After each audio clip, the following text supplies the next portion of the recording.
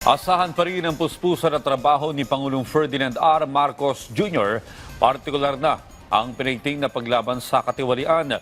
Yan ang inihayag ng Palace Press Office Undersecretary Kirk Castro kasunod ng lumabas na survey kaugnay sa approval at trust ratings ng Pangulo.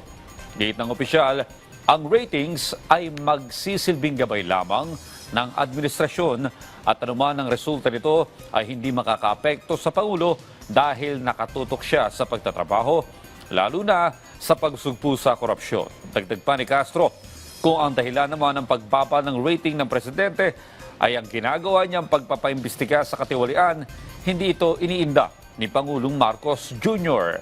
Alam umano ng presidente na maaaring idulot ng investigasyon sa kanyang administrasyon, pero kanya pa rin itong itinuloy para sa interes ng mga Pilipino. Dagdag pa ni Yusek Castro, gagawin ng Pangulo ang tama kahit na hindi ito popular na desisyon.